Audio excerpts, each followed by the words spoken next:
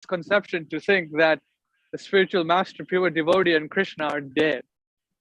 This is the biggest lie or untruth. Dr. Bhaktivinoda certainly gave us that hint. Okay, we're live, I think. Anyways, so first of all, I'd like to advertise my new YouTube channel, which I'm trying to build a subscribe Rupa, stop that. list for There you Facebook and YouTube. Exactly. So, okay, you got to close the screen. Okay. Yeah, there you go. We're live now. Yes. Was that so? Yes, no, Prabhu. Can you advertising on our site? It was a video of Ramachandra talking. Oh, well, that's good advertising.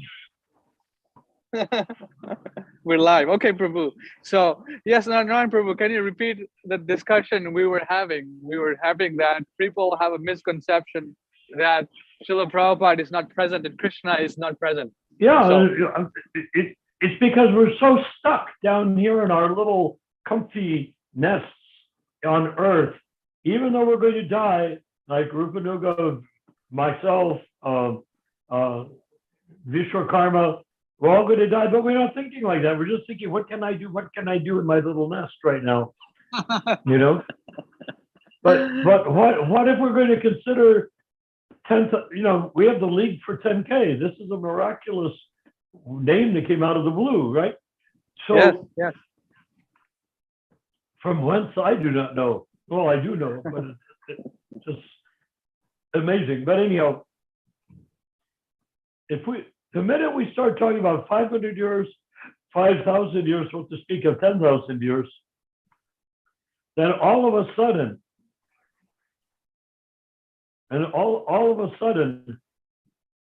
we have to say, like, we've got to get that Bhaktivinoda Thakur paper on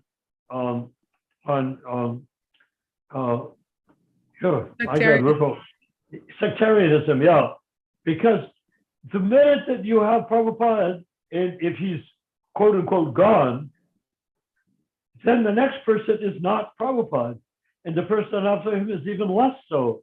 The person after him even less so. I can go on and on and on for 10,000 years. Hardly possible. We have to consider that Prabhupada will be personally present in the heart of Iskcon when they stop trying to distract people with these puppet gurus that are simply there to keep people in allegiance to the ultimate ecclesiastical authority, namely the GBC, which has no such rights. And how can we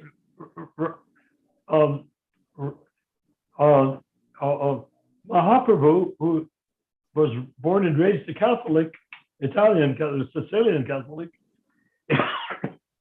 he said that the topmost ecclesiastical authority in the Catholic Church is the Pope. Can you imagine? They claim that the GBC is not the Vatican, but the Pope. Yeah. Because they have absolutely no ability to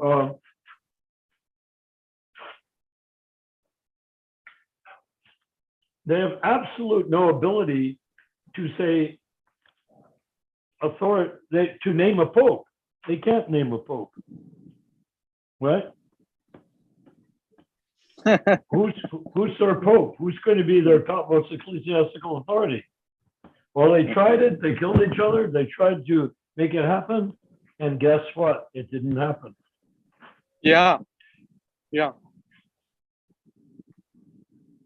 So this is the point here. They say that the GBC is something that it can't be, because even if you compare it to the Catholic Church, the topmost ecclesiastical authority is one person, the Pope. And they say that whole gang of thieves is the ecclesiastical authority. What were you going to say, Ramachandra? Well, the difficulty, it's not a difficult thing, but people have been conditioned in this improper way of thinking. Just, being spirit souls it has been done on purpose. So for them to come out of this, muck, what they need to do. They were Catholics before, then they became GBC. But I wasn't a Catholic. You weren't a No, Catholic. no. Rupa Manjari was And you're not a Catholic. Are you a GBC? No. There we go. So what does You that see what I mean? mean? It means that the GBC consider themselves to be the ultimate ecclesiastical authority. But shall we say, this problem has been going on for over 2,000 years, at least 3,000 years. When you have Judaism, you have Christianity, then you have all the other religions. They all are based upon the human experience without any restriction. For most of them, except Buddhism, has no restriction on meat eating. You know, so what can they expect? Oh yes. They're eating meat and they're going to go to heaven. I mean, exactly what are they going to do in heaven? Be eaten with, they'll come there and they'll see all these beautiful cows and say, oh, beautiful cows in heaven. Just that's wonderful. I want to eat one of them. And they go up to one of the cows and the cow opens its mouth and it opens it very wide and it's got fangs like a tiger. Ah! Okay, I want to bring this back to the topic. What it has to do with the present situation with the members thinking in an institutionalized way. I mean, what Well, they're not because anytime you have a bodily they're not bodily consciousness means that you cannot imagine God as even existing, really. Right? If you're in a material body and you're attached to it and you're trying to make it religious or pious or Hindu or channel your rounds and all that sort of body, how can you see forward? You can't see past your own death. You can't see your next life. How can you see 5,000 or 10,000 years from that perspective? So let me ask the question again. Yeah. You're trying to explain something, but you're making it very complicated. Maybe it should be more simpler. Let's make it simpler. You're saying, yes. So you're saying that you're not a Catholic, I'm not a Catholic, group of majority not a Catholic, but the GBC members are Catholics or they were Catholics. Now they're practicing Krishna consciousness. They have brought that Catholic way of thinking into Srila Prabhupada's movement, and in this way trained up all the members in the institution, Iskcon, present day, mainstream Iskcon, or whatever you want to call it, to think like this. Is that the simple way to put it? That's a simple way of putting it. So the whole problem is, the management, you know what the problem is? Yeah. Prabhupada was there. So they assumed that Prabhupada was there. Anything that anybody did was authorized. Ah, okay. Now you're coming to the point. Okay. Yes. Yeah, so people thought it was authorized. Now we're in this position of saying Prabhupada he stole them in 1970, they stole the movement, turned it into, well, Bhagavan put it, how did Bhagavan put it, Rupa? We ignore it. Yeah, so they ignored it. And then 7 years after that, they couldn't wait for him to live 10 more years. The poisoner, yes. So they poisoned him to death so they could become successor gurus. At what point is there anything even, I mean, it's if you're dealing with the Catholic Church and the Borgia folks, yeah, you've got that people are poisoning each other all over the place. Oh, yeah. In Krishna consciousness, poisoning? Devotees, American devotees, given the chance to go back to Godhead, and they poison the person who's taking them back to Godhead? Yeah. I mean, that's pretty amazing, isn't it? It's that being said, practically speaking, it's atheism. Yeah. That being said, Catholicism. Let me just say one more thing. Practically speaking, Catholicism is also atheism. So what is the solution for the members of the initiators in Iskcon? What is their responsibility? What is their, I mean, they're reading Prabhupada's books, they're chanting Hare Krishna, but apparently they're not getting anywhere because they're not following Prabhupada's instructions. No, So they're following the GBC instructions, not Prabhupada Yes. instructions. Yes, yes. So we have to expose the GBC. If we could list all of their crimes, it would take up a wall. Yes, Just say, yes. okay, all you guys chanting Hare Krishna and being gurus, all of these things, you're more or less innocent because you were more or less didn't bother to read Prabhupada's books or understand. But now that it's all clear and it's out in the open, you can let go of all of that. And whoever is initiated in Iskcon, they can say, I'm actually initiated by Prabhupada. Whoever initiated me is not at all qualified. You know? Yeah. Yes. Okay, Mohit has joined us. Excellent. Mohit Prabhu, Hare Krishna. And Prabhu, please continue. So you were making that point that everyone who joins Prabhupada's movement, Iskcon, they are Prabhupada disciples. So now, where does that lead? Well, of course, they always were Prabhupada disciples because Yes. not one of those GBCs created Iskcon. Not one of those GBCs is a transparent via medium of Krishna. I mean, who's the pure devotee? They turned into Catholicism. You have Jesus, some sort of a Shaktivish avatar named Jesus. Kill him, good, kill him, ha ha ha, kill him, make sure he's dead, kill him. And then you create the topmost ecclesiastical authority of a man that eats meat. What do you mean, a man that eats meat? The Pope. Oh, you mean, okay. You mean, but these members, no, I'm bringing it back to the point that these members, our so-called God brothers, they're not meat eaters. So why are you bringing that example here? That's what I've said before, that what we have with the GBC is quote unquote a kinder, gentler Catholic church. Okay, I see. When we go into the temple, we take prasadam, that is an offering to Krishna that Krishna has tasted. Then we taste what he has tasted and we make advancement by tasting it, correct?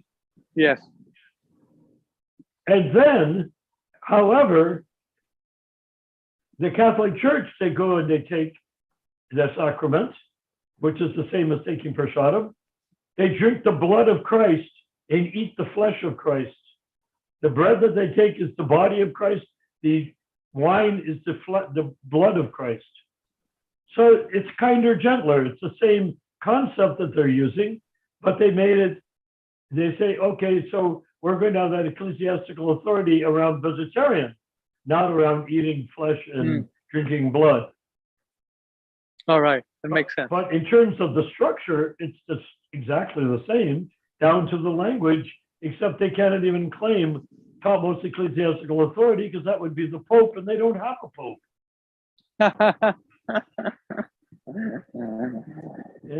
And the gurus are not popes; they are underlings to the GBC.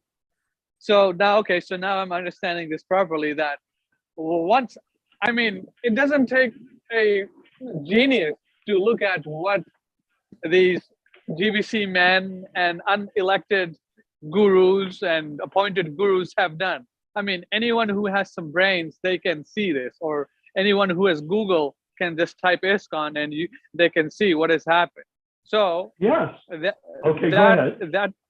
being said, right, that they're intelligent people that are there, but why are they so comfortable in taking? Because they're not that comfortable, actually. They're uncomfortable, but they feel just like a Catholic priest may be uncomfortable. In fact, they are uncomfortable. They molest children, even they take a vow of celibacy. They molest. Yeah. Billions of dollars have been paid out by the church for priests that have molested children. It's the same thing that happened with Iskcon with the molesting children. They cover it up because they don't want the organization to get a bad name. Let the organization be pure and the child be sacrificed for the organization. Same in the Catholic Church. All right. So it's up to the individual members or disciples of Srila Prabhupada, even though they might be initiated by untransparent gurus, for them to understand all these things and then tell others about it. Well, You're like, but okay. of course. But the thing that the crunch is, the key to it is that they don't know that the GBC is not authorized. And you know what? Mhm. If they knew Because that, they would say, they who would- the hell are you to say you're topmost ecclesiastical anything? right, How can right. you call yourself a topmost ecclesiastical when you don't even have a legitimate existence? Because you disobeyed Prabhupada, who was, by your language, the ultimate ecclesiastical authority of Iskcon. You rejected, you ignored him, and then now you're the ecclesiastical authority? That doesn't make sense. Any intelligent person.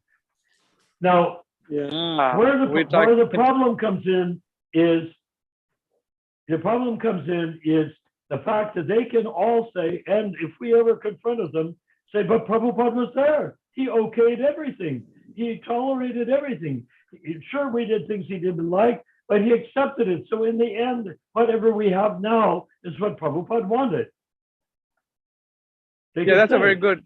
Yeah, that's a very good example, because in my life I've done things which my dad did not approve, and because I was an individual, he allowed me to do it. Because he didn't have no other option to hold me back. But the situation with Srila Prabhupada, he had two moves he could make. He could reject the GBC for not allowing themselves to be elected, reject them for not making each temple independently incorporated, which means they would be GBC proof.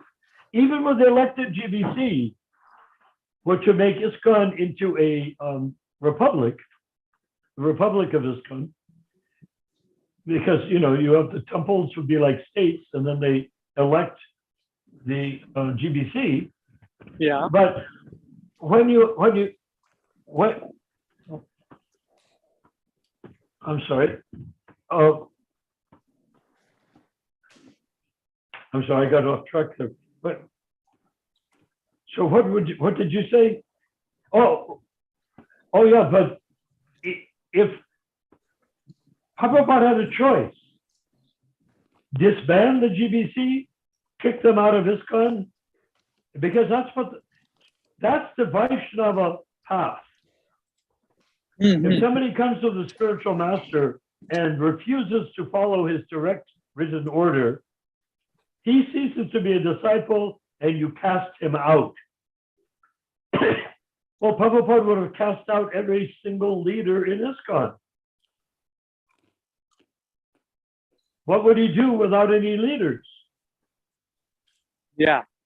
Right. So I mean, he bit, makes sense. He bit the bitter pill. He drank the hemlock poison like Socrates. Yeah.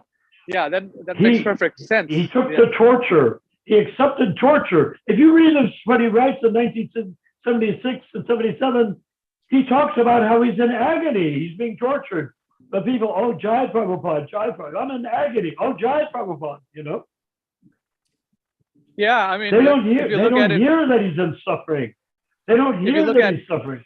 Yeah, if you look at it historically, when the movement started and how things went, Hayagriva was a homosexual, Kirtanananda was a madman. People were falling down. I mean, all kinds of crazy things were going on, and Prabhupada was still, holding it up by, giving them instructions and working with these people, these devotees. So that's very clear. That's very clear for the people to understand that the people that Srila Prabhupada was dealing with and how he dealt and made this transcendental movement float, even with all the impurities. Incredible flaws. Well, there you go, because what Prabhupada did, that's why I like to say that Prabhupada is the ultimate contrarian, which came to him from Gorkashodas Babaji to Bhaktisiddhanta, who became surprisingly contrarian considering how uncontrarian he was up until his initiation, then came to Prabhupada. Prabhupada threw himself into the fire. He threw himself into the snake pit. Like, think of all the things that happened to Prahlad Maharaj. Elephants stepping, everything that Prahlad Maharaj suffered at the hands of his father, similar. Prabhupada experienced that while blessing everybody. He was giving his causeless mercy to those who are committing crimes after crimes against Krishna, against him, against the Sampradaya. He was blessing them. And they, those jerks, they went on to claim that he was blessing them to do what they were doing, not blessing them in spite of what they were doing. You see what's happening with the disciples? They were all, including me, I think, disobedient in one way or another. Right. Big ways or small ways. Small ways, they're all disobedient. They're going up the scale. But the fact is, he accepted things that no other Vaishnavacharya would ever have accepted before Bhaktisiddhanta Saraswati. Yeah, that's a very significant point that people don't understand. They think Prabhupada is some ordinary person. Oh, but more of a maybe he's, a very special person. But that's about it. Their understanding of Srila Prabhupada is very minute. Shallow. Very shallow, yeah. But then what if you take it that they transpose Jesus onto Prabhupada, saying he died for our sins. He suffered for us. That Prabhupada's suffering, of course, was suffering like Jesus' suffering. They all come from this crazy Christian background. Of course, he suffered because the disciples did not follow. So if the father gives instructions in one way and he worries about the child, think about all the agony that he goes through and giving the student, his son or daughter, right instructions and seeing them not follow it. Of course, he's suffering, but he's suffering, but he's like not anything. suffering. He's suffering because he has to take on the karma of their sins as they commit them after they're initiated. Yeah. You see, a Vaishnavacharya doesn't have to do that. Yes, he doesn't have to do that. Right. Well, Bhaktisiddhanta did in a different way. Yes. But he did it in an unbelievable way. He ate the ocean of poison, Right. Ocean of poison, Yeah. So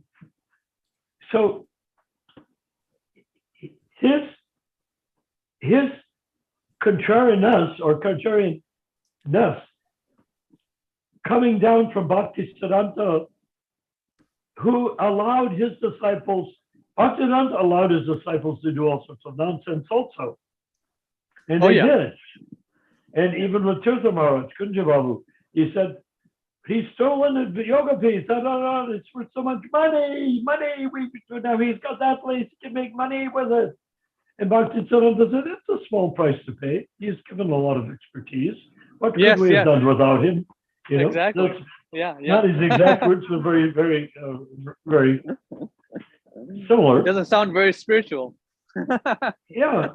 He said, no, who cares? Yoga piece, who cares? But Sri Chaitanya's birth site. And they were thinking if they had, but what were the disciples that were complaining to Bhaktisiddhanta? What did they think? They thought we should have the birth site and we'll make the money.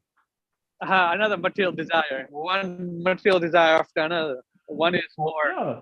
So what the Bhaktisiddhanta is going to pick and choose between greedy materialistic thieves? So he had the same problem.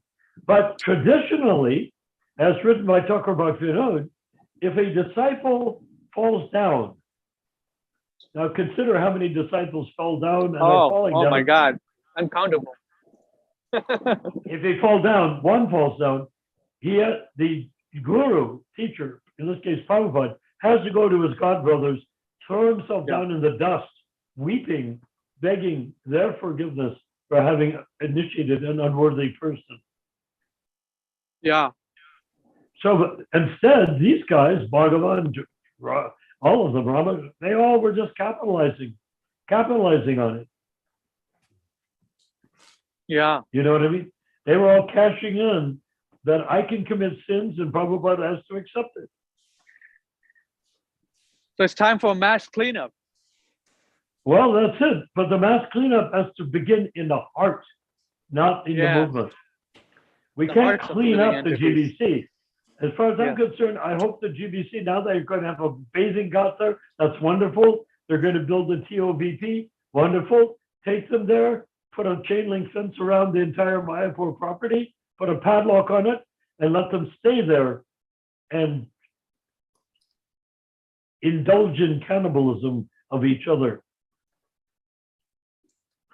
We don't need Mayapur. Just like Bhaktisiddhanta said, oh, he took the yoga piece. That's where Chaitanya's birthplace. Oh, so what, you know? So we can say Mayapur, Prabhupada's Mayapur temple. So what? So what? Right. Let them take it. Let them take everything. All the money they have, banks, and they've got gold, and they've got jewels. They have so much. They said, okay, they have so much. Why are we concerned with that? And we need the money, and they don't need the money. We need the money to spread. We don't need the money. We just need Zoom. That's it. No, yes, exactly. Well, yeah, this just takes the place of money, doesn't it?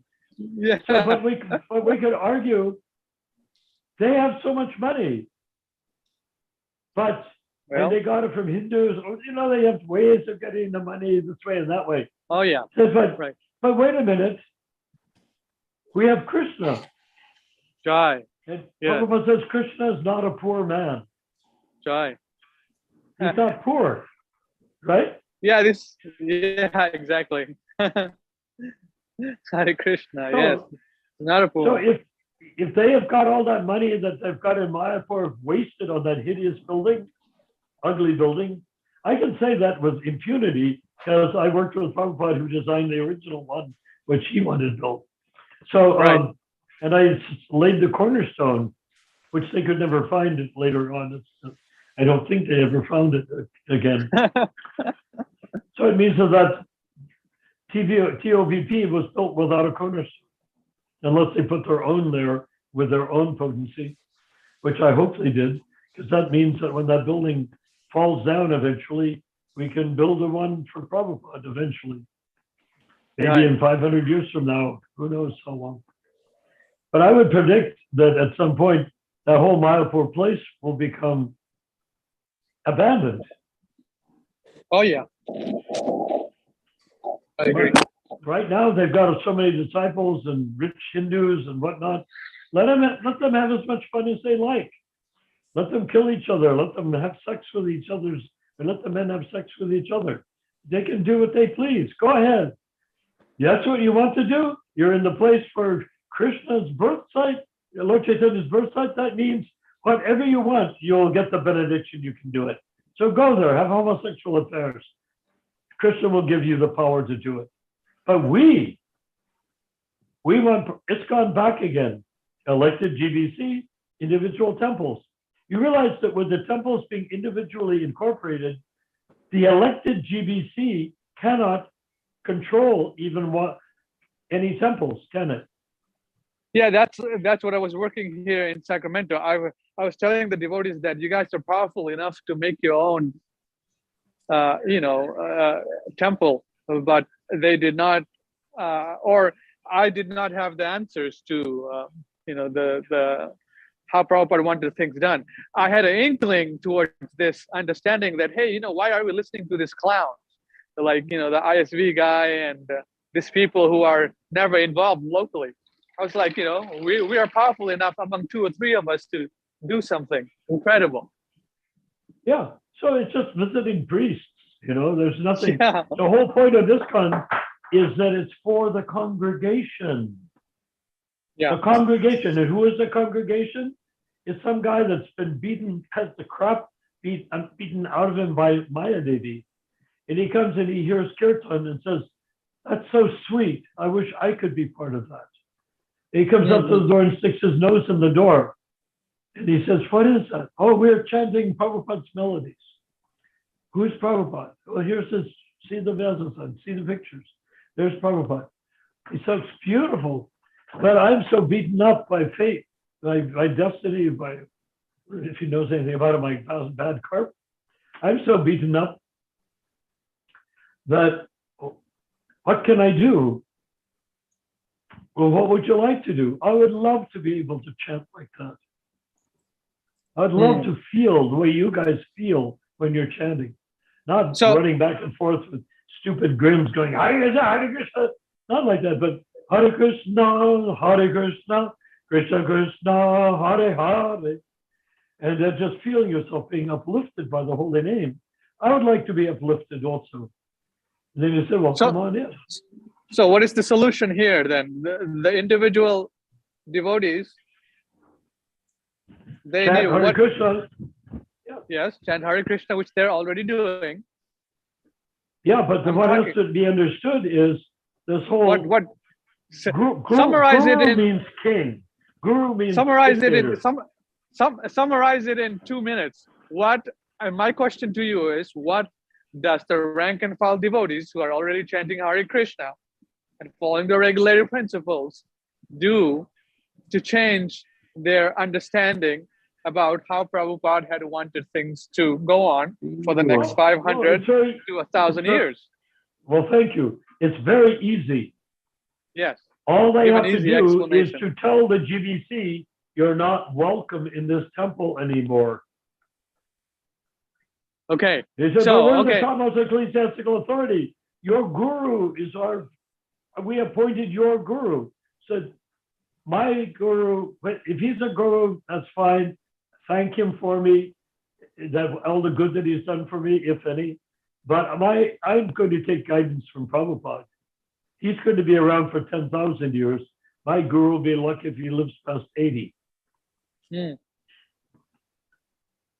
see, so we have to make it clear that once the guru system is out of Iskcon temple, once the GBC is no longer allowed to step their feet inside of the Iskcon temple, then the temple members can welcome Prabhupada as their sole spiritual guide.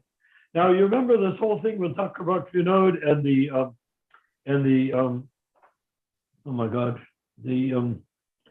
sectarianism. The sectarianism occurs the further you get from the original source of the sound vibration. That's when sectarianism sets in. He tells it like the telephone game. You tell something to somebody around the circle, and by the time it comes all the way around again, it's not the same thing at all. Oh, yeah. So the gurus cannot sustain Iskcon for any length of time. They can't even sustain Iskcon within one lifetime, their own lifetime. So, but supposing they could, after 3 or 4 layers of guru, sectarianism has changed what that guru teaches. It already like that. If you take it's already like that. If you take the disciples of 5 or 10 different gurus, sit them down with one verse and say, what did your guru explain this? You'll get 10 different explanations. So that's sectarian. And what will happen? Bhakti Vinod says they will start disagreeing with each other. They'll start fighting. Well, that's the thing that happened here in Sacramento. The different groups of guru disciples came in and they started making a cult around their own guru instead of having everyone surrender and lead an ideal example towards Srila Prabhupada, him being the founder Acharya and the shiksha and diksha guru, where anyone coming off the streets, we tell them immediately, take shelter of Srila Prabhupada.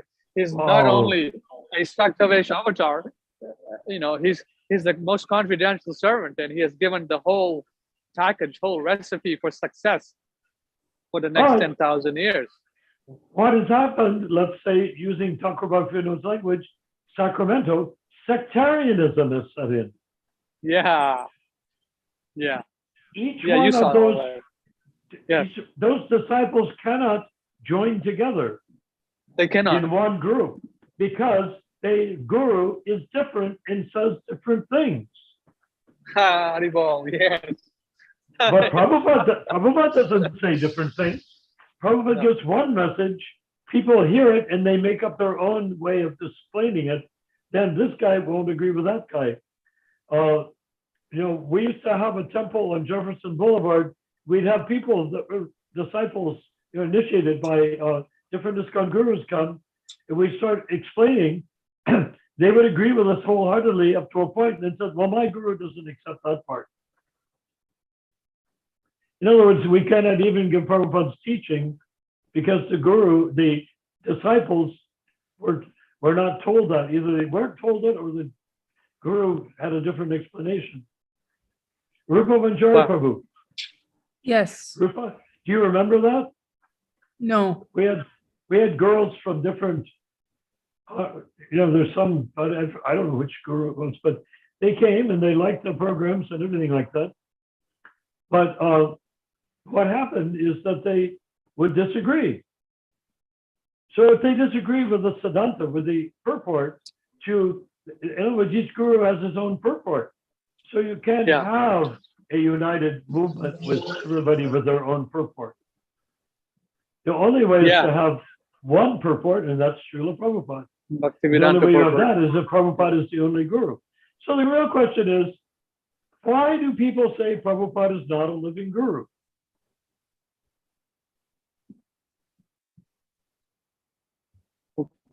Well, the question is, why people say that? Oh, that's easy, because they have propagated this idea that Prabhupada is no longer living. This so-called Catholic GBC. They unceremoniously dumped his body into a samadhi. So there went Prabhupada. We have to ask the question: was Prabhupada his body? No. Well, yes, body and no. I mean, his body was like, it's like supposing somebody takes my overcoat and throws it unceremoniously into a lime pit. Does that mean that I'm dead, or does this mean my coat is gone? The coat, yes, the message is the same. The coat is just gone. And the person is the same. The person is the same too. Yes. Yeah. Prabhupada was not his body. As impossible as that is for anybody in Iskcon, whether they're gurus or GBCs or rank and file members, to understand, Prabhupada was not his body. Therefore, there's no reason to believe that he's dead. Yeah, this is a very significant point, because, well, people who are in power, like the unelected GBC, they make this artificial argument or understanding that Prabhupada is the shiksha guru only, and the diksha gurus you have to accept from our camp, meaning our living body of initiators. That's an interesting idea, and therefore we can ask a very nice question until isolate the guru from the GBC that appointed him, which is impossible in Vaishnava life. Separate the guru from and said, what does this guru, why do you need to take initiation from this person? What is he offering you that you don't have by not being initiated by him? Well, let's take that for an example in my case. Okay, I wasn't born in 1966. I wasn't born in 1977. I was born in 1985. I came in contact with Krishna consciousness in about 2008, 2009. And then I went to Mayapur, India in 2013, 2014 or something like that, 2012. And then I went to the local Iskcon temple and I saw the gurus, I met the gurus, I met the devotees, I met my peers. Many of them have taken initiation from the so-called gurus in Iskcon, like Jayapataka, Radhanath, and whatever XYZ guru they have. I, as an individual, have an understanding that Prabhupada is my shiksha and diksha guru, and being connected with you and other devotees who are in the same line of thought. Yeah. In the same line of thought, I would even go so far as to say, no need to call Prabhupada shiksha or diksha guru. Just call him only acharya. He's the acharya. acharya. Okay. Yes. That's the acharya. He's not limited by his body. So, in Prabhupada being the acharya and not limited by his body, my understanding of Krishna consciousness and their understanding of Krishna consciousness is vastly, different. Like heaven and earth kind of thing. So,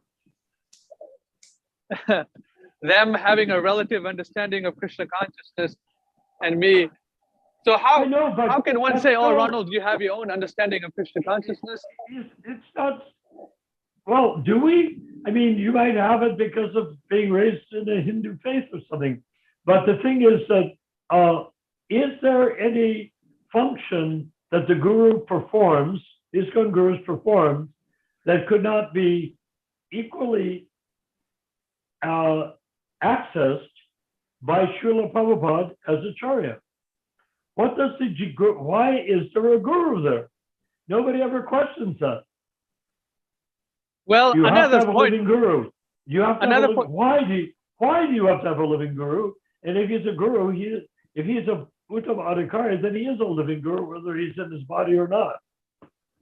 Another thing I'd like to point here. This is kind of not in same line of this topic, but when these people get initiated by, for example, Jayapataka, Radhanath, and Vaisheshika, is there some karmic exchanges between them, and the devotee gets covered up by their there's insufficient guidance involved, definitely we know that, and the disciple initiated by this insufficient guru, they have some, you can say, improper cloud over their head always of this. Well, that may be, but that's not why you get initiated. That's just the negative outcome of getting initiated.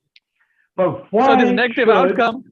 I would like to ask you a question of the GBC or of the gurus or of anybody who believes in these gurus. You have to have a living guru. Why?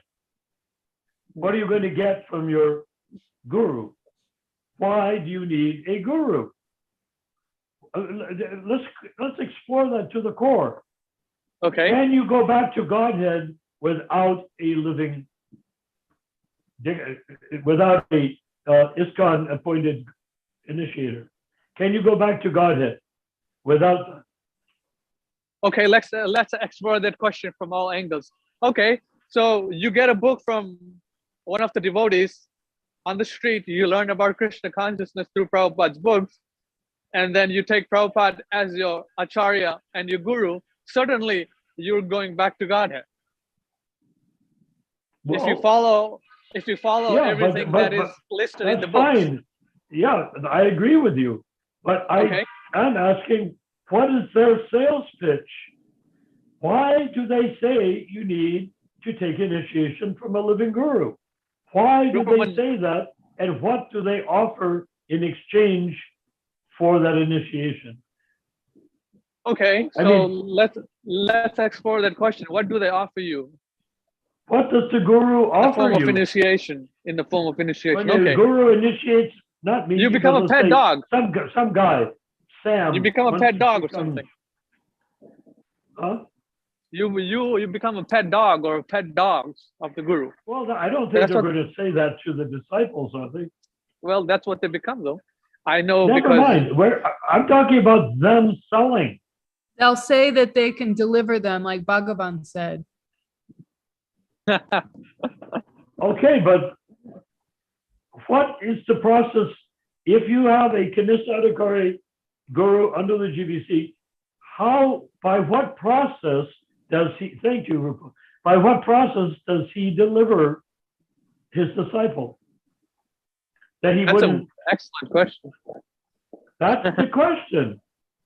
We have to. Everyone who's taken initiation or is thinking of it should ask the question: why am I taking initiation? I mean, the easy answer is from the religious point of view, or Catholic Church point of view, if you will, is that if you take it from that point of view, the reason for initiation is to become a bona fide member of the church. Just like being baptized in the Catholic Church or Protestant Church. That's what they do here. Okay, exactly. so, that's the answer. That's what they do in Sacramento. But does that do you any good at the time of death? No, it doesn't. So that's what they don't realize. Well, then how do they sell the benefit at the time of death by taking initiation from an Iskcon guru? You see, it's hard for us to talk about it because we're stuck in the middle of the problem ourselves, trying to understand Yeah, it. exactly. Right. Yeah, so we can Problem. talk about it rationally. But I mean, supposing you said you want to go take initiation, what for from that guy? What for? What are you going to get from that initiation? What are you going to get? You get a rubber stamp that I am an official member of this big corporate institution That's not founded what by they this say. great. That's not what they don't tell the disciples that. That's just what they end up with. Yeah. What do they sell? What's the selling point? Isn't the Change basic books. concept? Isn't their basic idea you can't go back to Godhead if you don't have a living spiritual master? Yeah, that's part of it, Well, what's the other part? right? They say that the conditioned soul needs is a living spiritual master, which they don't. They take Okay, so Prabhupada if you as have their a only living spiritual master, how will having a living spiritual master help you go back to Godhead? In Well, other words, what is the mechanism of going back to Godhead? What takes you back? What the is mechanism. yes. Is What the takes you mechanism back of to going back to Godhead? Godhead being a member of the church of Iskcon? No, the mechanism is to develop your relationship as spirit soul, as a servant of Krishna in one of Well, the that's what- specific rases. And that's what they say Yeah. when people No, want that's to what take I'm saying. initiation? No, of course that's what you're saying. What are they saying? You see, I'm trying to I don't know what pinpoint what they're suggesting. I don't know what they say. Well, you've heard them They can say- you're standing amongst them right now. Yeah, I stand amongst themselves, but I'm not with them. I don't think like them. No, of So, course well- you don't think like them. I'm trying to say, what are they telling We- their, if somebody comes to Vaisheshika and said, why should I take initiation? What will I get out of it? What would he say? Rupa, think hard. Rupa, what you doing? You're the host. I'm gonna take over your position. You're supposed to do it. Let's see. There's point of deliverance. Also, there's having somebody that can like monitor you and correct you in your life. Like a So why is husband that? or Why skinnier can't they- person, okay? Can't anybody do that? Why do you have to take initiation from someone for them to do that for you? It's like you when you take initiation, you don't give them any choice. Yeah, that's a very good point. Like anyone can do that who's been in the movement longer than you and who's more learned than you and more in practice and Yeah. realization. Anyone No, can do that. Vishnu Chana did with me. He pointed Yeah. out the Bhagavatam. That's Garbo God, Daga God, Shayi Vishnu. The Right. Karuna Right. Vayi Vishnu. So I mean, So, that's just he guided that me. Yeah. I so can he- still hear his words in my head. I'm repeating the way he pronounced. So it Yeah, it doesn't And make I- any sense when we really think about it, when it comes to the core. That what they're offering. It may not make sense. So So- what are they saying?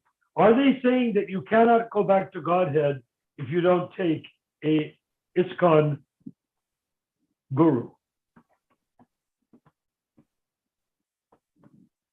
It's like if you're a That's the thing. Catholic, if you're a Catholic, you We gotta can't go nail to one of them heaven gurus if to you the don't, cross. if you're not baptized by a priest. No, I said we gotta nail one of the gurus to the cross and ask them these questions and see what they say. Oh no, you never Who's nailed the your best gurus to friend? the cross. They nailed I mean, the Prabhupada to GBC. the cross.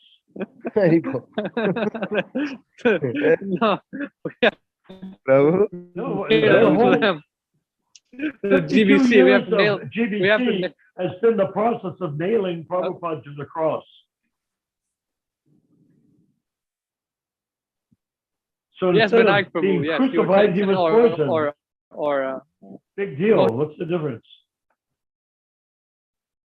So what is the core issue that we discussed? We're discussing here that what does a prospective student get from accepting initiation from these unqualified gurus? What do they get? Don't They even get call them unqualified. You go to this Iskcon temple, this is a bona fide spiritual master, you have to take initiation, then I say, okay, why? What is the guy going to say? What is my Shishika going to say? I ask, why? To get purified. I can't become purified without taking a guru? Well, that's what they're told. Well, is it? I mean, I thought you get purified by chanting Hare Krishna and following the 4 regulated principles. That too. How much more purification is there than chanting the Hare Krishna mantra and following the regulated principles? And taking prasadam and deity worship and all that too. How much more is there to purification than that? That's a question, huh? Yeah. Being linked. Yeah, that's the main. One That's the main. superior. Being linked, yes. Rupa, what are What? you saying? I said being linked up with somebody that you consider to be superior. How much Superior in superior? what sense? Superior in knowledge, superior in Spiritually- age, spiritually. superior in the spiritual.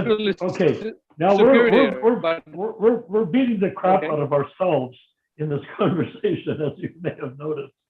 Now let's get to another point. Do you need initiation before the Hare Krishna mantra has any potency for you to chant? no, No, absolutely I'm not not. talking about. I'm not talking about our opinion. I'm talking about the Oh. GBC opinion. That's a very good question. What But- is the GBC resolution? No idea. But I don't know what they say. we do know what Krishna says and what Prabhupada says.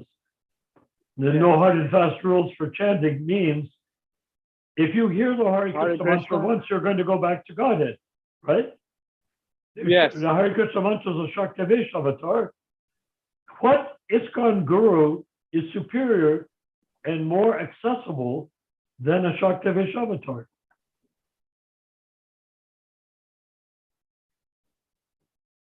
The Shaktivesh avatar is Zero. autonomous, right? Yes. They make it act like, well, like in the Catholic Church, you cannot recite the holy prayers unless they're given to you by a priest, Yes. right? Yes. But is that the truth? Is that what we believe? No. We don't, do we? We believe that the Hare Krishna mantra is absolute and Prabhupada is absolute and his instructions are absolute. His original books are absolute. Oh, yes. So, and Prabhupada's sound vibration is absolute. Yes. Only Prabhupada's sound vibration is absolute. Yes. Yeah. And I don't think any of the gurus can say that their sound vibration is absolute. No way. Well, do they say it? Well, which of the gurus says that his sound vibration is on the same absolute platform as Srila Prabhupada's sound vibration? Yeah. None of them say that. You see, Or they, I think they the do say, whole mythology, the mythology in the GBC mythology and Guru mythology and Iskcon GBC mythology is nothing more or less than the only way you can access the potency of the holy name is through your initiated guru. that's bogus. Whatever, that's what we say. But I'm talking about what they say. Yeah, that's the thing. And there's so many things they say which is not sanctioned and approved by the Acharya, Srila We Prabhupada. can say that. So, I'm trying Yeah. to talk, isolate it down to, here I am, a guy, Karmi, never heard of Krishna before, walk in the door and say, why should I get initiated to Vaisheshika or any of them? Narayan, your video's off. I know. Oh, okay. I'll be back in a minute. well, yeah, that's we're trying to untangle the whole thing, but it's not, we cannot Well, we're untangle it. having a We just hard gotta time cut it out. untangling it. Even in this one conversation, we're having a hard time to untangle it amongst ourselves. Well, Yeah. If once we untangle this, the whole thing will fall apart like cutting the string on a package. The whole package will collapse. another reason that people Rupa, I'm on to, yes. another reason that people think they need to get a guru is because they're told to get a guru and that's the way it's done. Okay, that's fine. Done to do what? To become a member or to become enlightened or what? To become enlightened. Okay, but if the Hare Krishna mantra enlightens you the first time you hear it, then what is the point of that type of enlightenment? Well, you see what I mean? Bhakti Siddhanta Saraswati had a bunch of disciples, and Srila Prabhupada had a bunch of disciples. So, so people feel that they too should be a disciple of a guru. Okay, so how much of that is tradition, and how much of that is actual spiritual potency? Well, Srila Prabhupada says that you need a spiritual master. Well, are we going to claim that he is not one? Yeah, that's the answer for that. Rupa majority Prabhupada is the spiritual master, and you're arguing for the Iskcon gurus. I know that. Are we going to argue? Gurus. That when Bhakti Vinod says he reasons ill who say Vaishnavas die when thou art living so and sound, which Prabhupada is, if you consider that Bhakti Vinod was talking about someone who had passed away over 100 years before, and they didn't have tape recorders. So how was he living still and sound? Back then, you know? You know what I mean? How was he able to live in sound if he had passed away at a time when there's no tape recorders or any way such as we have Prabhupada? If we want Prabhupada living still and sound, it's easy. Just turn on your cell phone, you know, go to YouTube. I mean, this conversation has gone on for about an hour right now, but we haven't reached a conclusion yet. Yeah, because we're all talking about relativized understandings of Krishna consciousness. So if we talk about relativity, it's always different in every second. It's different. So how can we even get an answer when we think in relative context? But what if we say that Prabhupada, we're leading up to the idea that Prabhupada isn't dead, he is, and that you don't need a living guru. You need Prabhupada's the Acharya, which bypasses your need for a guru. He is eternally alive as much as Krishna. So if Krishna is going to be here in 5,000 years, I mean, are we going to consider that Krishna will be no longer the Indian mythology in 5,000 years and somebody else will be considered to be God? Or will Krishna be God in 5,000 years? Vinayak Sharma just joined. Okay. Who joined? Mohit Prabhu wanted to say something. So Mohit Prabhu, can you come up to the standard, or what do you want to say to Hare this Krishna, topic? Prabhu. Yes. Hare Krishna to all the devotees here. Done with Pranam. Hi. Prabhu, I was listening to the last 1 hour what all you Prabhu is saying. If you're doing quality chanting, if you're doing chanting which is like you're hearing each word again and again, so you are directly getting associated with Krishna directly. So that's the point. Rather than going to spiritual gurus, read Prabhupada books. Prabhupada is the spiritual guru for the next 10,000 years.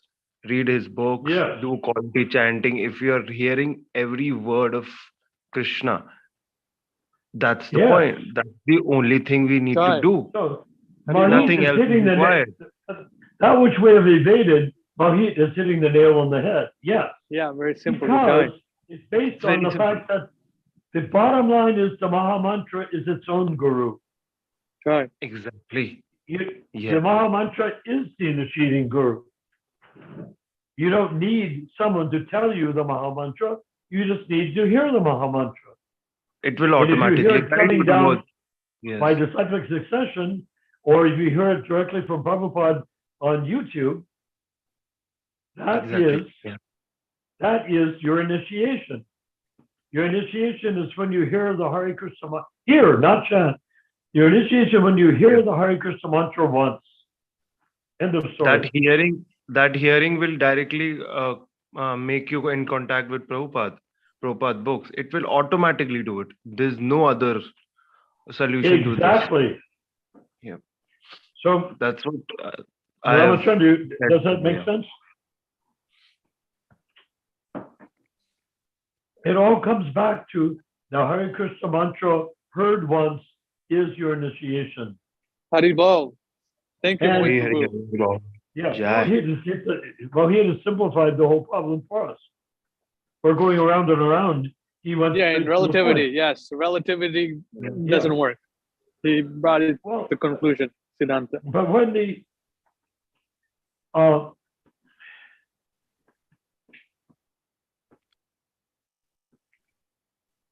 so hearing the Hare Krishna mantra is the initiation. Just hearing it once is more than initiation. Because if you go for a normal religious experience, hearing the truth is not the same as being initiated into it. But in Krishna consciousness, hearing is initiation.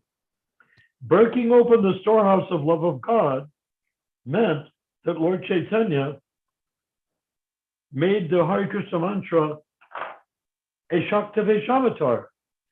And in this case, what is Hare Krishna? It's Radha Krishna, right? Yes. So what sort of initiation do you need if you can utter or given permission by Radha and Krishna in the form of Lord Chaitanya? He gives you permission to say Hare Krishna. Because he gives you permission to say Hare Krishna, that means that you are initiated. That is your initiation.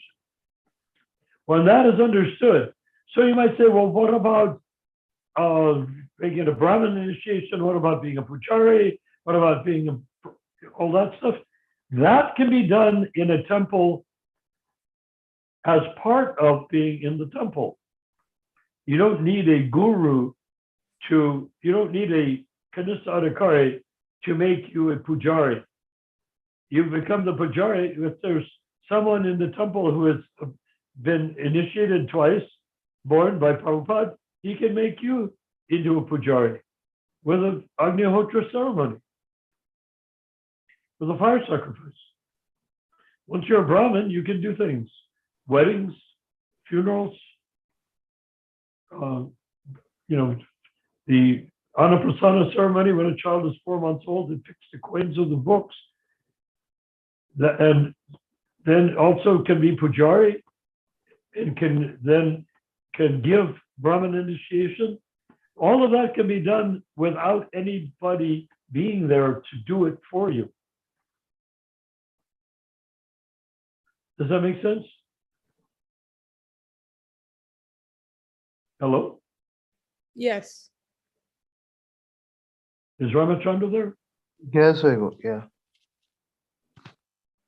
Oh, he's there for sure. Hari Bol. Yes, bro. Always there for your lectures, Hari Bol.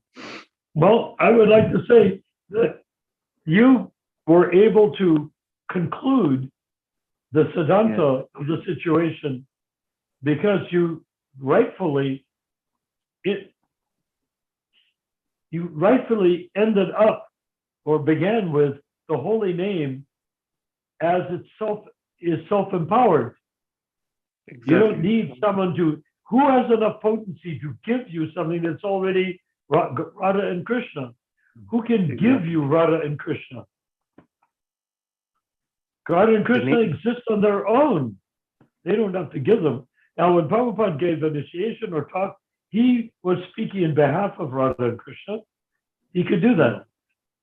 But the point is, we don't need any more gurus for the next 10,000 years. And why? Bhaktivinoda Thakur said that, when you hear from the pure devotee, let's say Prabhupada, you hear from the pure devotee,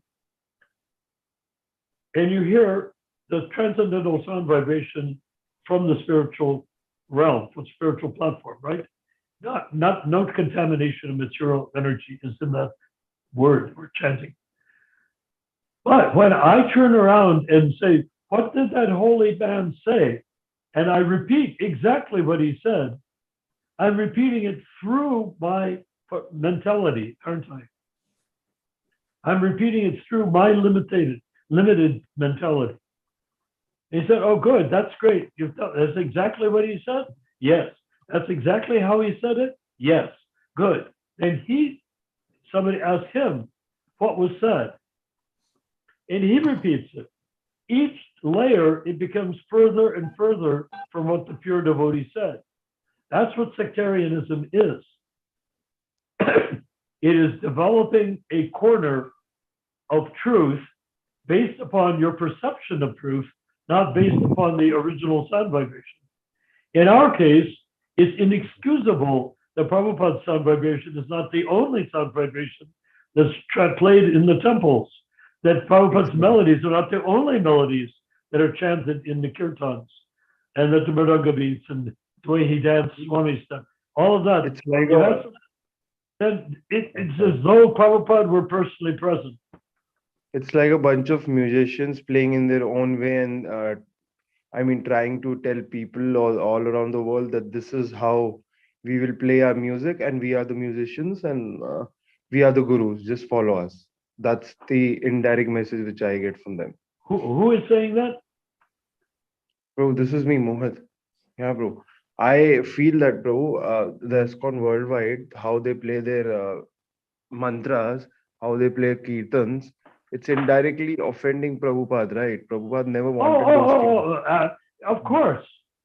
Because they're not Yeah. even trying to sound like Prabhupada.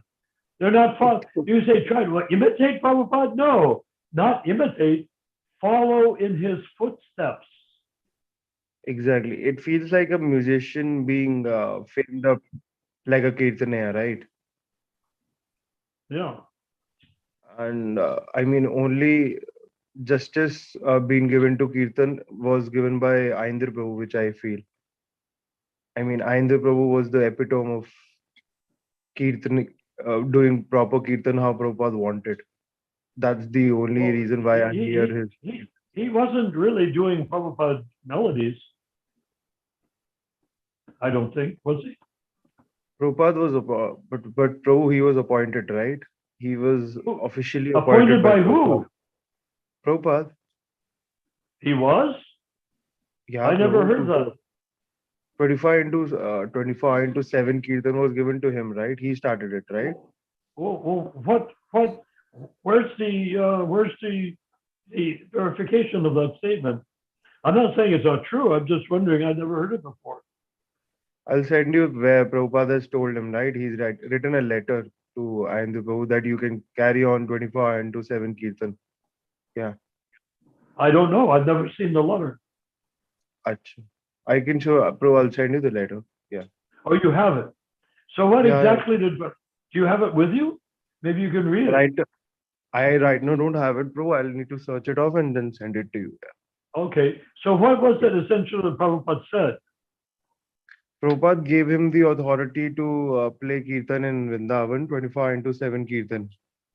He was the head of it, and Prabhupada told him that you can carry on this good work, right? So he was the first person to start it all over the world, and especially in Vrindavan, 25 into 7 kirtan was headed by him. It was started by him. So yeah, I thought you must have been known about this, bro, since you have been in contact with senior devotees and been in the system for more than. When did Ayendra take initiation?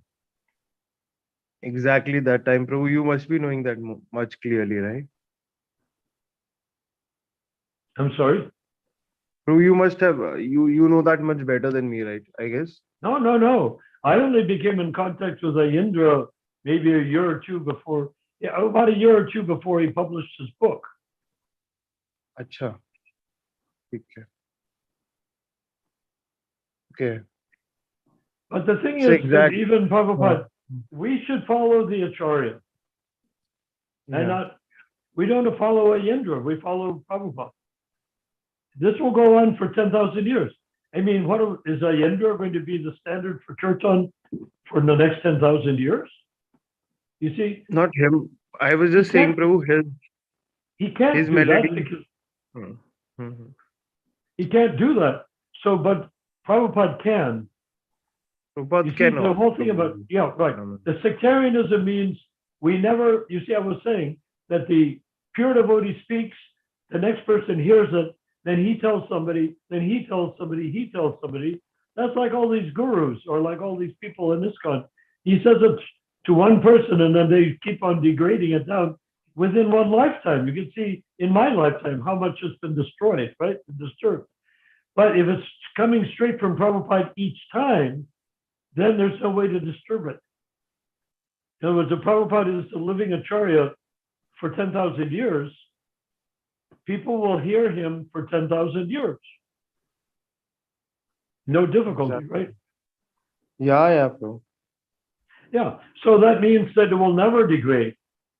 All you need is a little temple or a big temple with elected GBC and individually incorporated. Nobody can, with an individually incorporated temple, nobody can say, I'm in charge of this from the outside. The only person in charge of it is the temple president. Right? Yeah, bro. Temple presidents are okay, but yeah, I guess you can read Prabhupada's books and it's already clear. So, temple president is just to guide you, right? If you are sincere in your chanting, Prabhupada will guide you in your books only. It will automatically come. He said that, yes. He said the only reason he wrote his books is so that people will know why they should chant. Yes, exactly. So when you chant, automatically that book comes up. Automatically your answers are cleared in your mind. Automatically you get those scriptures. That's the point. Exactly, exactly. And that's called Siddhanta. Yeah. Conclusion. The conclusion of the books is chanting. That's what the conclusion is. The Upanishad, the Bhagavad Gita. So what I came up with this starvation diet for books idea is that all you need is the Upanishad, the Bhagavad Gita as it is, the Krishna book, not the whole Srimad Bhagavatam, just the Krishna book, and the book, The Teachings of Lord Chaitanya. You don't need all those books of Chaitanya Charitamrita. It's good reading, but you can do without it. And you can do without the Bhagavatam, all those long pastimes. All you need is the Krishna book. And you see, then you get the whole idea. So that's a handful of books that cost you $20 for all of them. That's all you need. But in order to enrich the field, Prabhupada published the entire Srimad Bhagavatam, or most of it, I should say, and the entire Chaitanya Charitamrita. And with these books in such detail, then it is possible to elaborately understand. But here, I think is a point that you're making, is that if you get caught up in reading the books and not chanting, you think you're going to make a lot of advancement and you know all the right pronunciation of Sanskrit. No, it's not going to help you. No, Prabhu, you won't understand those books, right? You would understand those books like a material guy if you're not chanting properly. That Exactly. Yeah. So, but the thing is that once you're chanting, chant. Lord Chaitanya was a great scholar, but his guru said, you're not qualified. They said to go out in Krishna in the form of Lord Chaitanya. My guru told me I'm a fool. I should not study books. He said I should just chant Hare Krishna. That's what the Lord Chaitanya said that his guru said to him. So why do we think we're so much more advanced than Lord Chaitanya? Yes. And he was an outstanding top scholar in his youth up until 16 years old. Brilliant scholar. He could defeat anybody, of course, being Radha and Krishna. How could he not? So that's the point. The ultimate conclusion is chanting, and that brings up the touchiest of all the touchy spots. Chanting must be done on Sankirtan in the streets. That's why Lord Chaitanya said every town and village, not every house or temple in the town and village, and shut the doors because it will annoy the neighbors. Not like that. We must go out. You and I right now, we can't do that, but we can set the format so that in the future, everyone who becomes a devotee will say, our mission is not to sit and study all these books. We'll read them, yes, but our mission is to go out into the streets chanting everywhere. And not crazy ba ba ba ba ba kirtan, but Prabhupada's beautiful kirtans, uplifting. So when people hear us chanting, they will think they are hearing Prabhupada. And when they think they're hearing Prabhupada, then they will want to become devotees. And when they want to become devotees, they can incorporate their house or their apartments or any building or factory into being an Iskcon temple. When that happens, then GBC will come in, elected GBC will come in and help them set it up. And once they've set it up, they can preach and chant themselves. Then they will then encourage others to go out and open up other houses and other apartments and other buildings to be temples. That's the mission of Lord Chaitanya, and that's the way it was done during the time that Hayagriva wrote a book called The Hare Krishna Explosion. Every day, practically, new temples were being created. When I took initiation, there was maybe 4 temples. 1 year later, 68, September 68, September 69, there were 17 temples. And that was coming out of nowhere. How many devotees in each temple? Maybe 4, 6, 10, maybe 15 or 20. But as soon as you got 20, then they would go out and open new temples. Why would they be crowding up the temple by just being there? Why wouldn't they go and open more temples? And every temple would be based on Sankirtan, chanting in the streets. Jai. Hari, Hari, Hari, Hari Bol. Jai. Can I give you a quick example of that, by the way? Go ahead, Prabhu. Go ahead. Sure. Yeah. Okay. I was in Columbus, Ohio. That was the same trip that we saw when I saw Prabhupada in a lotus flower in the garden when it was just about to misty, just about to drizzle rain a little bit. Yeah, I could see him and what he looked like in the lotus flower. But that's not the same thing as when he's just acting like he's, a Indian man like that. That's really public that he was doing, but it was a glimpse. And so in that same trip, they dropped me off in a town, a college town near Columbus. Just dropped me off in the street. I think I was alone. I think I was by myself. Yeah. And what happened is I got out and I went to a church.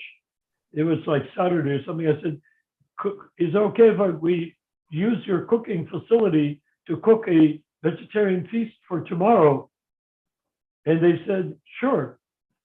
And I said, well, I should pay you something? And they said, no, not necessary. And so I went out in the park by myself and I led kirtan by myself, chanted, and got people there in the park to chant with me till we had a group of people sitting around me in the park chanting. It wasn't that unusual back then. I'm not that special, but I did it. And I was chanting in the park. And I kept asking for donations and telling them the next day there's going to be a feast. I didn't have any money. But I said, went to the church and asked if we could use their facility. I didn't have even a penny as far as I recall. Didn't even have any pockets to put it in. I was very good at devotee.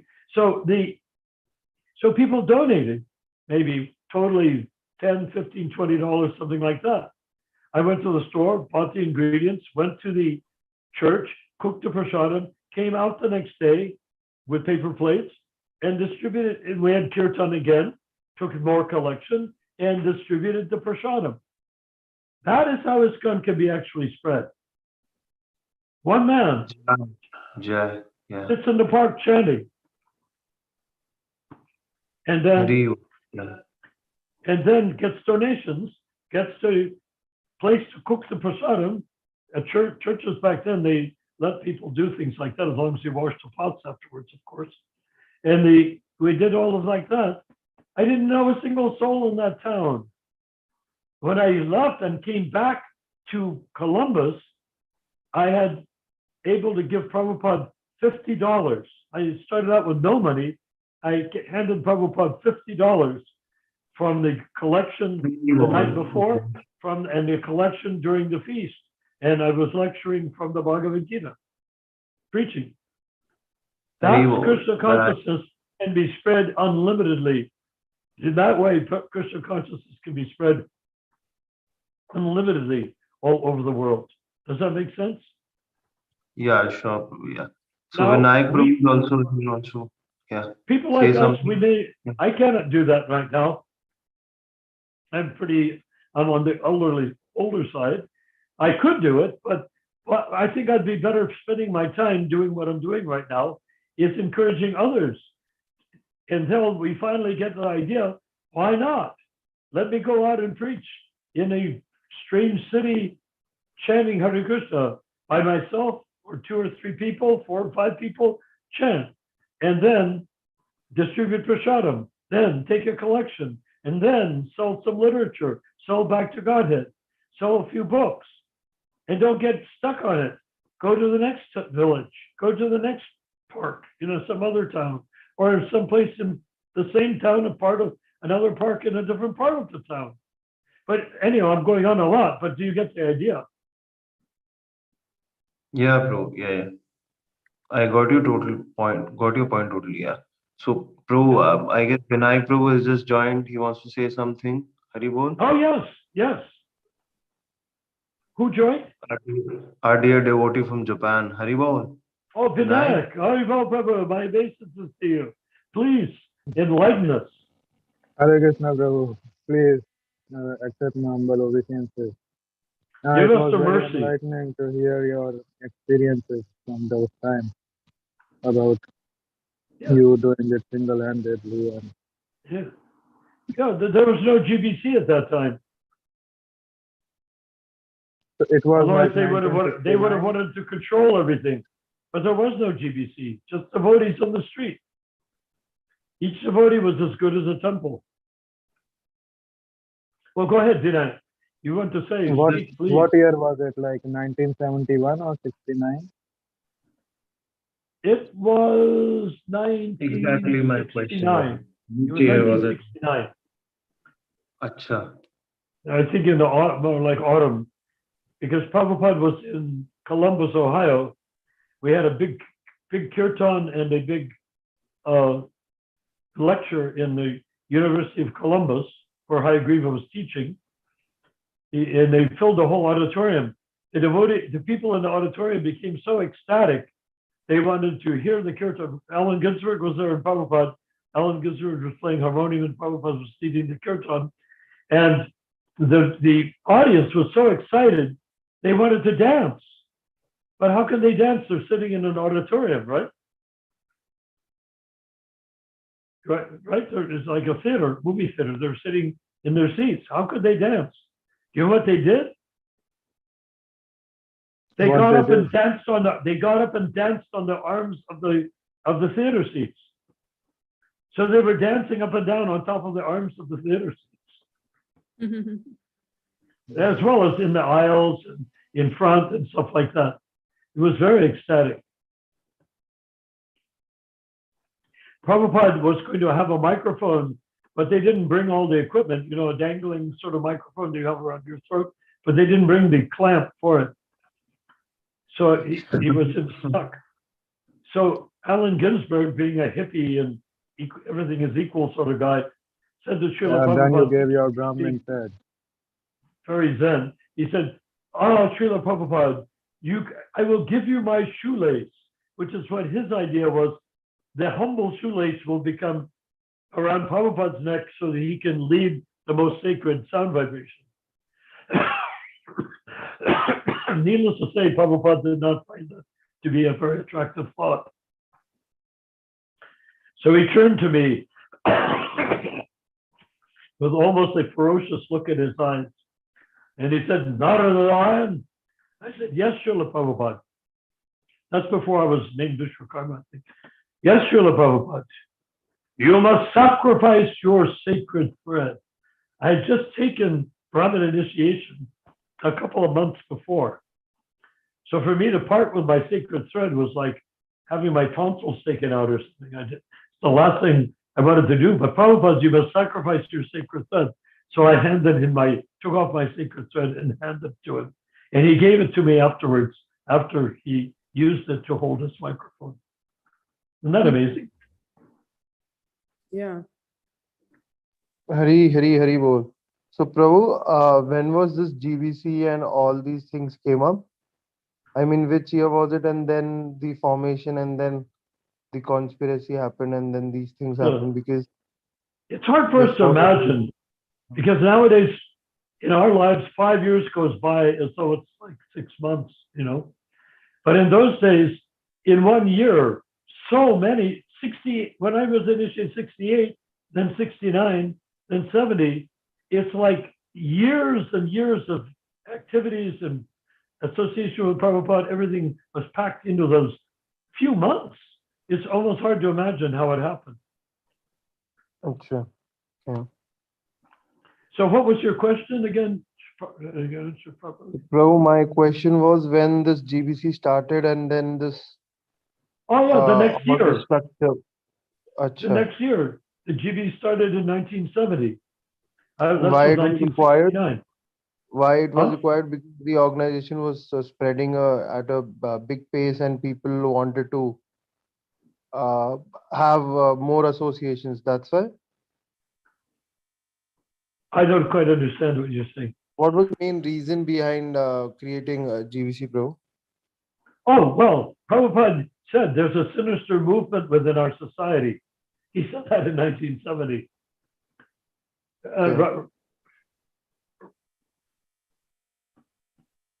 Ramachandra Prabhu? Is he there? Or maybe he's selling books. Okay, there's a sinister movement within our society. And he knew what that was. It was the temple presidents were thinking, we want to take over the movement and run it ourselves. For Prabhupada, of course, but we want to do it for Prabhupada. And how do we want to do it? We want to do it our way for Prabhupada. That's what they were thinking. So when Prabhupada created the GBC, he saw that there was essentially a sinister movement within our society, that they wanted to become more than guru. So he created the GBC to be elected by temple presidents, and the temples were supposed to be individually incorporated. Well, Prabhupada kept asking for the temples to be incorporated individually, and people like Rameshwar and others that had strong connections with lawyers kept saying that they couldn't do it, or it was not practical, they didn't want to do it like that. In any event, if the temples had been individually incorporated, the GBC would never have been able to control them. Even if they went off the deep end hard. So anyhow, when the GBC was created, 3-year terms, renewable 3-year terms, you could get reelected and reelected. Like a senator in the United States, the Senate is a sign of a republic. Republic means each state has 2 senators, and they go to Washington to manage the interests of each individual state. So Prabhupada created the GBC so that each temple would be represented. 12 GBCs. Each temple would be represented in the by the GBC, so that their interests and their needs could be fulfilled without their freedom and autonomy being taken away from them. That was very important to Prabhupada. In 1968, he was asked, are you going to make it like the Catholic Church, a hierarchy? And Prabhupada said, no, we want everything to be on the bottom. Like we would say grassroots or lower hierarchy, we could say. I got to see that article, but I don't know where it is. But it would be nice to find it, because he clearly said he did not want a hierarchy. Clearly. Oh, the present day GBC will say, well, he changed his mind, or he was there, he never said anything, he didn't kick us out, he didn't make us obey him. No, he used you even though you were no longer really disciples. You disobey the spiritual master, you cease to be a disciple. So he created the GBC for that purpose. They never had one election. We're going to be publishing this in our League for 10K website. It's going to show exactly how the GBC disobeyed Prabhupada and refused to be subjected to election. Then they went out and incorporated Iskcon, not individual temples, but one global corporation centered in Mayapur. And they did not go for three-year elections or any other elections. They went for lifetime appointment. Their own creation. Hare Krishna, People Prabhu, said, I'm very sorry, Yeah. Prabhu. I got disrupted. Some important call came up. Can you just repeat again why GBC was created and why all these things happened? Because they wanted, power. And well, go ahead. GBC was created to prevent them from doing what they did. Acha, To prevent them from taking over the movement as individual guys, with their individual kirtans instead of Prabhupada kirtan, their individual dance styles instead of Prabhupada dance styles. They wanted to create, say, a bunch of every temple wanted his temple or big temple to be a movement of its own that would take over Prabhupada without Prabhupada. Acha. That's how bad it was. Did we see it at the time? I did. I sort of saw it, but I mean, what are you going to do? They're all doing this in Prabhupada's face. So, Prabhupada, I have heard a lecture Prabhupada was saying directly for the poison one, that the guy besides my room, he wants to head this and he's poisoned me. Then when people knew this, he directly said it on face because he was Prabhupada. Prabhupada knows your future, past, present, future. Oh, no, Whatever no. you He was keenly aware that he was being poisoned. It's obvious. Exactly. Besides, remember, Prabhupada used to own a pharmacy, a couple of pharmacies, or pharmaceutical company. So it wasn't as though he was a stranger to any of the Ayurvedic or any of the chemicals or arsenic or No, Prabhu, it's not about Ayurvedic. He's the Paramhansa, right? He was just an example how he made his company and then he went for sannyas. That's an example for us. But indirectly, he's Paramhansa, right? He knows everything, what's going on. Past, present, and future. Yeah, past, present, and future. So when Because Prabhu, he's a pure devotee. And none of those other guys that wanted to take his place were even more than neophyte devotees. They were neophytes. They wanted to take the movement from the Uttama Adhikari, the pure devotee of the Lord. He said, Prabhu, when he said this, that these guys are like frivolous or like very much against me, they want to head it and all. Can't at that moment we could have changed it. Certain devotees could have listened to it and just would have gone against all what was happening, right? This politics. Well, the point is, which conversations are you talking about? What year did they take place? When Prabhupada was dying, he was on the last 6 months, right? Yes, but you know that those recordings never came out until after Prabhupada was in Samadhi? Yeah, he was surrounded by his poisoners. Mm-hmm. And when he said, someone is poisoning me, Tamal Krishna, the chief brains behind the poisoning, if you don't want to count Narayan Maharaj as being the chief brains, but Tamal, under Narayan Maharaj's guidance, came up to Prabhupada and said, because he understood that a pure devotee will never act in his own behalf, right? He doesn't have an ego, no false ego. So he said to Prabhupada straight on, in front of witnesses, in front of a Kaviraj, who is poisoning you, Prabhupada? Who is saying that you are being poisoned? And then Prabhupada did not say, you're poisoning me, you son of a bitch. He never said that to Tamal. An ordinary man would, an extraordinary man, a king would, a nobleman would, a boxer would, a craftsman would, but the pure devotee would not. He is not acting in his own behalf. He said, I'm being poisoned. He said, who is saying? He said, oh, and then Prabhupada responded, oh, some of these, I've heard some of these like voices around me sort of thing. He made it vague. But Tamal knew that he wouldn't say it was you. Okay. Of course, Prabhupada knew that Tamal was poisoning him. Prabhupada would, even if he was a mortal man, he would have had to have been pretty stupid not to know that Tamal was poisoning him, considering that Tamal was. But Tamal knew that he was of a humble nature that would never object to being poisoned.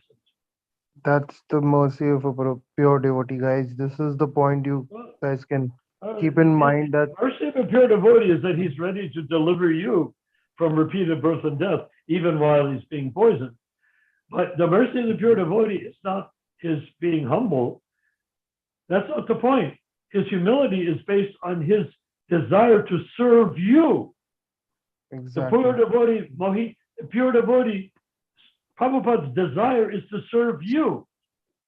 How? By laying down his life so that you will have the chance to chant the Hare Krishna mantra. Does that make sense? Yeah, bro, it makes sense. But after his demise, He's not somebody else somewhere else. Consider he's in you right now. He's with you. When you chant, it's Prabhupada inside you. yeah, bro. But So go after ahead. his demise, bro, then whatever is happening and whatever has happened, we've talked about it several times. So that could have stopped if Prabhupada could have said it at that moment. I know he was pure devotee. He was much humbler. He wanted to serve us, and he wanted us to, just go far this material world and just go to Golok Dham directly, right back to Godhead. Well, I That mean, I understand. who would have made a difference in that room? If he had said it, who would have made the difference? Who would have done something? They were all the poisoners. It was a room full of poisoners. Acha. Who's going to say, Prabhupada said someone thinks, let's get that guy.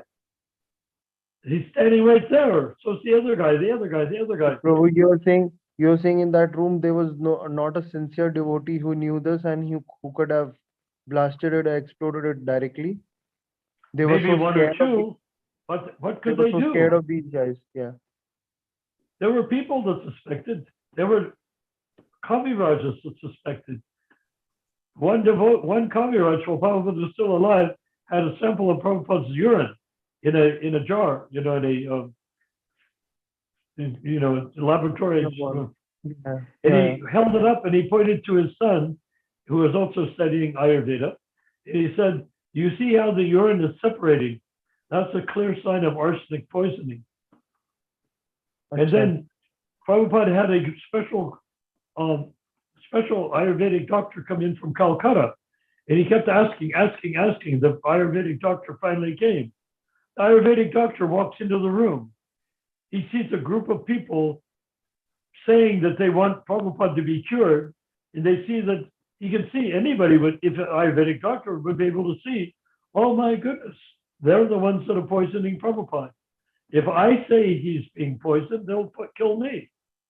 Prabhu, if he was not poisoned, you were saying on the last lecture that he could have lived for around more than 10 years now.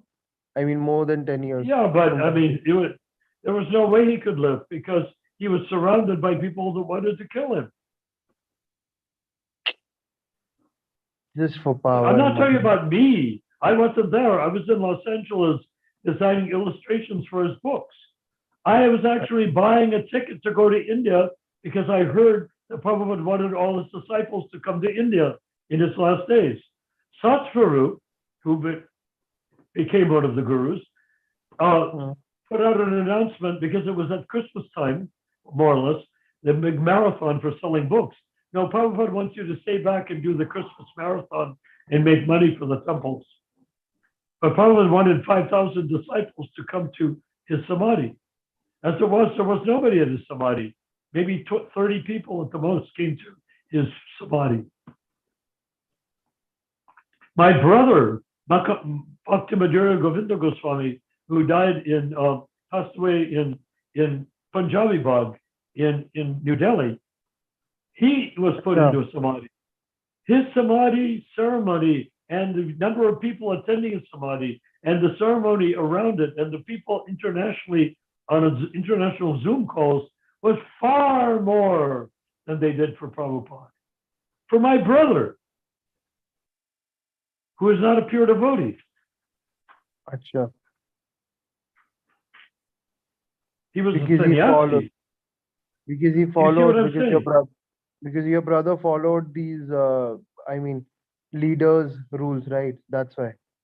Well, who else would have given him such an honor when he left his body? Yeah, he was a preacher and he brought people to Gopal Krishna Swami. And so Gopal Krishna had a very soft spot in his heart for him. Gopal Krishna has a soft spot in his heart for me, but he knows that I'm very dangerous. So he never could actually reach out to me. Yeah. There's a video by Ramachandra Prabhu, right? How Gopal Krishna Maharaj became the Maharaj, became the Guru, right? How did he? I don't know. How did he become Guru? Ramachandra Prabhu, can you elaborate? There's a video, right? I saw it. Is he there? Ramachandra Prabhu. We have 2 minutes to go, guys. So what is your understanding how he became Guru? Prabhu, in that video, Prabhu, he told that Gopal Krishna Maharaj became a Guru because of Kirtananda Prabhu. So Kirtananda Prabhu, he took the initiation from Kirtananda Prabhu, Kirtananda Swami. Oh, really? He took permission from him, and then he told that I have become a Guru, right? He was a preacher. So he wasn't made a Guru by Iskcon, because Kirtananda was an outcast at that time. He created his own movement, which was actually interestingly successful, Vadanath at its head in India. They opened Bhaktivedanta Hospital and everything. It was a very nice endeavor. That video, Ramachandra Prabhu was elaborating that Gopal Krishna Maharaj Ji was worshipping, indirectly worshipping Kirtananda. He used to go to his samadhi, he used to worship him. Oh, really? Yeah. I thought he became a Guru before Kirtananda entered samadhi. No, I totally. Well, yeah, we'll find all of this out. Besides, I thank you. From my perspective, I'm more interested in the core issue than the historic issue, because whatever they did the wrong thing, obviously. Okay, it's 10 o'clock. Okay. Mohit Prabhu, thank you very much. Hare Krishna. Prabhu, thank you so much. Hare Krishna. Manjari, you did excellently, but you could have talked more.